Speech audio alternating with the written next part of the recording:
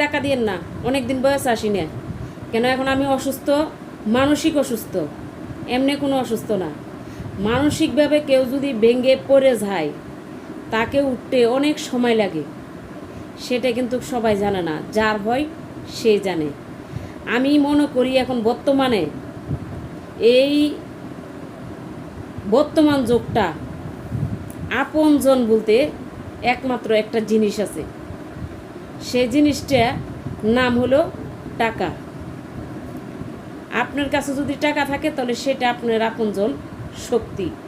আপনজন বলতে কেউ নাই। আপনি বিপদে পড়ে দেখেন আপনার আপনজন আগায় আসে কিনা। যখন দেখবে আপনি সুখে আছেন, আপনজনেরা ঝরে আসবে, ঝরে ঝরে আসবে, দৌড়াই আসবে, তখন আপনাকে খোঁচা মারবে না।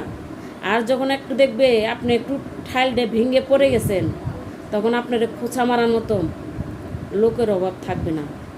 তাই বেশি কথা বললাম না, মানসিকভাবে ভেঙে পড়ছি।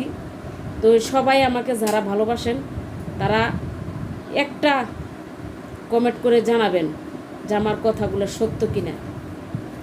এই বিপদের দিন সারা জীবন থাকবে না, অত আল্লাহ পাক কোনো দিন ঘুরে অত উঠতে পারি ইনশাল্লাহ, কিন্তু এই স্মৃতি, এই মন সব মনে থাকবে, কে কীরকম ছিল, কে কীরকম করছে।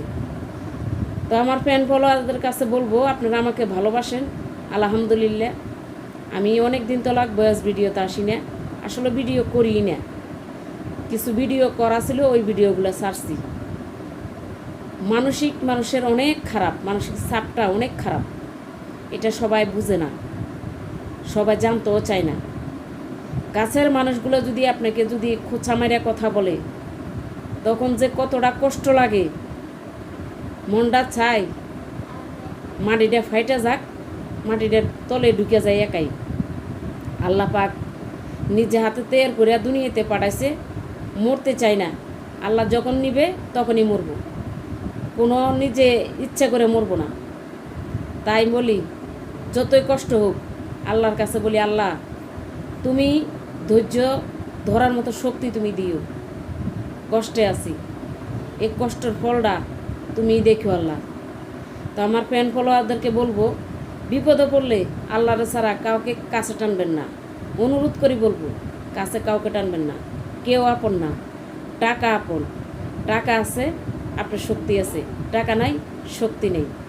তাই আপন কাছের মানুষগুলোরে কখনো ডাকবেন না, টাকাকে ডাকবেন। পরিশ্রম করতে শিখেন, টাকা কামানো শিখেন।